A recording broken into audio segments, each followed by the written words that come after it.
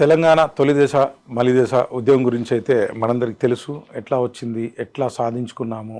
సరే, ఇప్పుడు రెండు తెలుగు రాష్ట్రాల ప్రజలంతా కూడా మన వాళ్ళే, దాంట్లో ఏం సందేహం అయితే లేదు.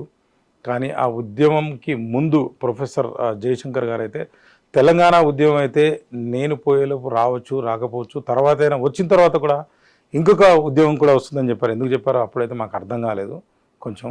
ఆ తర్వాత మొన్న ఈ మధ్య ఒక ఇద్దరు ముగ్గురు మేధావులతో కావచ్చు, లేకపోతే ఆ ఉద్యమంలో పాల్గొన్న వాళ్ళతో కావచ్చు మాట్లాడితే ఇది నిజమే అని అనిపించింది. సో అది ఎందుకు వచ్చింది, ఏం జరిగింది అని తెలుసుకున్నటువంటి ప్రయత్నం చేద్దాం. అంటే ఈ మధ్య నాకు ఒక ఫ్రెండ్ అయితే కరపత్రం చూస్తున్నారు కదా. సో ఇది ఏంటిదంటే మీరు చూడండి, BC ST JAC, Telangana BC ST లేదా బీసీ ఎస్సీ ఎస్టీ రైట్స్ కోసం రాజ్యాధికార సాధన జేఏసీ. అసలే అంటే తెలంగాణ ఉద్యమం వచ్చింది, నీళ్లు కావచ్చు, నిధులు కావచ్చు, నియామకాలు కావచ్చు, వీటన్నిటి కోసమే మనం కొట్లాడుకున్నాం అన్న తర్వాత మళ్ళీ ఏందో కొత్తగా, అంటే ఒక కామన్ మ్యాన్గా నాకైతే అర్థం కాలేదు. సో దీనికి సంబంధించినటువంటి అంటే డిఎస్పి పార్టీ, గతంలో కాన్షీరామ్ గారు అంటే నేను చదువుకునే రోజుల్లో అయితే ఆయన గురించి బాగా తెలుసు. మరి ఆయనతోనే వర్క్ చేసి మళ్ళీ ఆయన్నే విభేదించి మళ్ళీ కొత్తగా పార్టీ అయితే డిఎస్పి ఈ పార్టీ అయితే పెట్టడం జరిగింది. ధర్మ సమాజ్ పార్టీ. ఇది నాకు తెలిసి ఈ పార్టీలు 2500 2600 నాకున్న సమాచారం ప్రకారం రిజిస్టర్ అయి ఉంటాయి. ఒక 10-12 పార్టీలు మనకు నేషనల్ పార్టీలు కావచ్చు, అదేవిధంగా లోకల్ పార్టీలు అంటాము. సో ఇవన్నీ కూడా రిజిస్టర్ అయి ఉంటాయి. అంతవరకే ప్రజలకైతే తెలుస్తూ ఉంటుంది. మరి ఇన్నున్నంగా కూడా అన్ని పార్టీలు పనికిరావా, మళ్ళీ డిఎస్పి పార్టీ పెట్టి మరి కొత్తగా ఈ 1,00,000 కిలోమీటర్ల మా భూమి రథయాత్ర అని ప్రారంభించడం జరిగింది. అసలు ఇది ఎందుకు, ఏం కొట్లాడాలనుకుంటున్నారు? మరి ఇందులో ఒకటైతే లేదు, మరి ఓసీలకు ఏం అవసరం లేదా? మరి ఆయన ఒక చదువుకున్నటువంటి వ్యక్తి, మేధావి అని కూడా చెప్పొచ్చు. సో ఆయనే ఇప్పుడు మనతో పాటు ఉన్నారు, డాక్టర్ విశారదన్ మహారాజ్ గారు. సార్ నమస్కారం. సార్, ఇంట్రోలో నేను ఏమైనా తప్పుగా చెప్పి ఉంటే క్షమించండి. అంటే అది మీకు ఇంట్రోలో చెప్పినట్టుగా దానికి ముందుగా అంటే ఏం సమాధానం చెప్తారు మీరు? అంటే బేసికల్గా నేను కాన్షీరామ్ గారితో విభేదించలేదు. ఆయనే నా గురువు, గాడ్ ఫాదర్. ఓకే. నేను వారితో కాదు విభేదించింది, బహుజన సమాజ్ పార్టీ యొక్క సైద్ధాంతికంగా ఆ పార్టీ కోల్పోయిన స్థితి నుంచి, ఆ పార్టీ నుంచి కొంచెం బయటికి రావడం జరిగింది.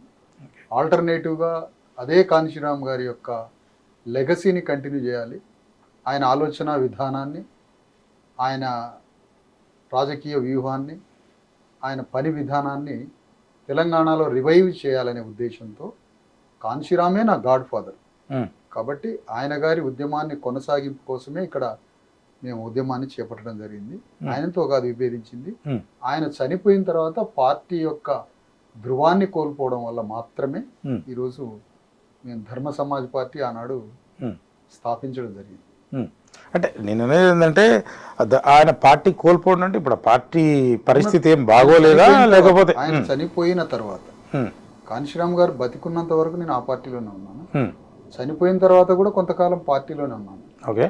కానీ ఆ పార్టీ మాయావతి గారి లీడర్షిప్లో కాన్షీరామ్ గారు ఎంచుకున్న విధానం అంటే ఏం విధానం ఎంచుకున్నారు సార్? ఇప్పుడున్నటువంటి కొంతమంది, అంటే నాకు కూడా కావచ్చు, సో నేను మొన్నటిదాకా సాఫ్ట్వేర్ పని చేసుకున్నా, నాకు కూడా కావచ్చు, కామన్ మ్యాన్లకు కావచ్చు, ఇంకో అసలు ఈ పార్టీల గురించి ఏం తెలియదు. ఒకటి బీఎస్పీ అంటారు, ఒకళ్ళు ఎస్పీ అంటారు. అసలు ఇవన్నీ ఏం జరుగుతుంటాయి సార్? అంటే ఆ పార్టీలో మీకు ఏం నచ్చి ప్రజలకు ఏం చేయాలని చెప్పి ఆ పార్టీలో అసలు మొదటిగా మీరు చేయరు? జనరల్గా పార్టీలు అంటే మిషనరీ పార్టీలు ఉంటాయి, కొన్ని పార్టీలు క్యాపిటలిస్టిక్ ఫ్యూడల్ పార్టీలు వాళ్ళ ప్రయోజనాల కోసం ఉంటాయి, కొన్ని పార్టీలు యథాస్థితిగా సమాజాన్ని అంతే ఉంచాలని కొందరు, కొంతమంది సమాజాన్ని మార్చాలని కొందరు ఆర్థిక సోషలిస్ట్ పార్టీలుగా, వయలెంట్గా నిర్మాణం అయ్యే పార్టీలు, అంటే వామపక్ష తీవ్రవాద పార్టీలు, లెఫ్ట్ రైట్ వింగ్ గురించి మాట్లాడుతున్నారు ఉన్నప్పుడు మా పార్టీ మాత్రం పూర్తి ప్రజాస్వామ్య, శాంతియుత, సాంస్కృతిక మార్పుతో కూడిన పార్టీ.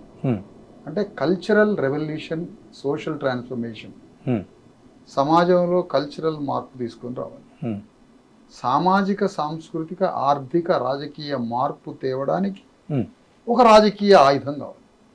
అంటే రాజకీయ ఆయుధంతో సమాజాన్ని మార్చడం, మీకు ప్లాట్ఫామ్, రాజకీయ ఆయుధంతో సమాజాన్ని మార్చడం అంటే ఒక మిషన్ వర్క్, అంటే ఒక సేవా దృక్పథంతో సమాజాన్ని మార్చడం కోసం పొలిటికల్ అనే ఇన్స్ట్రుమెంట్ ద్వారా కూడా పవర్ని తొందరగా చేంజ్ చేయొచ్చు అనేది ఇక్కడ ఆయుధం. ఇప్పుడు సామ్రాట్ అశోక చక్రవర్తి ఉన్నాడు, ఉమ్, ఆయన రాజ్యం వచ్చిన తర్వాత అతను అనుకున్న మార్పుల్ని త్వరితగతిన చేయగలిగింది. ఉమ్, అంటే ఫిలాసఫీ, ఎగ్జాక్ట్లీ ఫిలాసఫీని ఉమ్, మనం తొందరగా సమాజాన్ని, కొత్త ప్రపంచాన్ని కట్టాలంటే ఉమ్, నువ్వు సమాజాన్ని మార్చేటువంటి ఒక బోధకుడివి. ఉమ్, కానీ నా దగ్గర అధికారం ఉంది. ఉమ్, బోధకుడి ద్వారా సమాజాన్ని మార్చే ప్రక్రియ 1000 ఏళ్ళు పడితే, ఉమ్, పవర్ ఉన్నడు ద్వారా సమాజాన్ని మార్చడం అనేది 10 ఏళ్ళు పట్టింది. ఉమ్, దానికోసం రాజకీయ ఆయుధాన్ని ఎంచుకొని ఉమ్, ఒక లెగసీ కంటిన్యూ అవుతా ఉంది సమాజంలో మార్పు కోసం. Hmm. బుద్ధుడి నుంచి, ఉమ్, అంతకుముందు ఉన్న బింబిసారు నుంచి ప్రారంభమైనటువంటి ఉద్యమం. ఉమ్, అందుకని అలాంటి ఒక జంబూ ద్వీపం అనే ఒక దేశం ఉంది ఇక్కడ. ఉమ్, ఆ జంబూ ద్వీపానికి కొన్ని విలువలు ఉన్నాయి, వాల్యూస్. అంటే వర్గరహిత, కులరహిత, మతరహిత, వర్ణరహిత, ఉమ్, ఒక ఆదర్శ సోదరభావంతో కూడిన అందరూ కలిసిమెలిసి జీవించినటువంటి Hmm. ఒక గొప్ప సమాజం ఉంది జంబూ ద్వీపం అని. ఉమ్, ఉమ్, ఆ జంబూ ద్వీప సమాజాన్ని మళ్ళీ రివైవ్ చేయాలంటే ఉమ్, మళ్ళీ దానికి ఆ గౌతమ బుద్ధుడు దాన్ని రివైవ్ చేస్తాడు అనమాట. అదే జంబూ ద్వీప వాల్యూస్. ఉమ్, సారానాథ్లో ఆయన మొదటి ప్రారంభ ప్రసంగంలో, ఉమ్, అంటే జ్ఞానోదయం అయిన తర్వాత బుద్ధుడు సారానాథ్లో మొదటి సందేశం ఇస్తాడు ఉమ్, శిష్యులకి. ఉమ్, నేను పుట్టిన ఈ జంబూ ద్వీప విలువలను పునర్జీవింపజేస్తాను అని. ఉమ్, ఆ వాల్యూస్తో ఆ లెగసీ కంటిన్యూ అయింది ఉమ్, సామ్రాట్ అశోక్ చక్రవర్తి దాకా వస్తుంది. అలాంటి వాల్యూస్ అన్నీ మళ్ళీ సంత్ కబీర్, సంత్ రవిదాస్, ఆ రవిదాస్ తర్వాత శివాజీ తర్వాత జ్యోతిరావు పూలే, ఉమ్, జ్యోతిరావు పూలే తర్వాత సాహు మహారాజ్ తర్వాత డాక్టర్ అంబేద్కర్ తర్వాత కాన్షీరామ్ తర్వాత ఇట్లా ఒక ట్రాన్స్ఫర్మేషన్ అటువంటి మూమెంట్. ఉమ్, ఈ మూమెంట్ ఇలాంటిది మీకు ఫిలాసఫీ ఏ పార్టీలలో కనపడదు. ఉమ్, ఇది కాన్షీరామ్ అందుకున్న లైన్, నేను అందుకున్న లైన్ కాదు. ఓకే. ఉమ్, కాన్షీరామ్ మరణంతో ఈ cultural social transformation movement um, ఆయన ఏర్పాటు చేసిన పార్టీలో మాకు కనిపించలేదు. ఉంటే ఉండొచ్చు, ఉమ్, కానీ మా దృక్పథానికి కనపడలేదు. ఉమ్, ఏం పార్టీ సార్? ఒకసారి మళ్ళీ ఒకసారి ఏం పార్టీ ఏర్పాటు చేశారు ఆయన? ఆయన ఏర్పాటు చేసింది Bahujan Samaj party. Correct sir. బహుజనులు అంటే ఎవరు నా ప్రశ్న?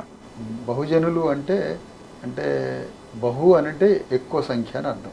ఉమ్, బహుజనులు అంటే ప్రజా సమూహం, అంటే ప్రభువులు కాని ప్రజలు అని అర్థం. కులీన వర్గం కానీ ప్రభువర్గం కానీ బ్రాహ్మణ క్షత్రియ వైశ్య అనే సమాజం మీద ఉన్నటువంటి ఉన్నత వర్గం కానీ ఉమ్. శ్రామిక వర్గం అని అర్థం బహుజనం అంటే.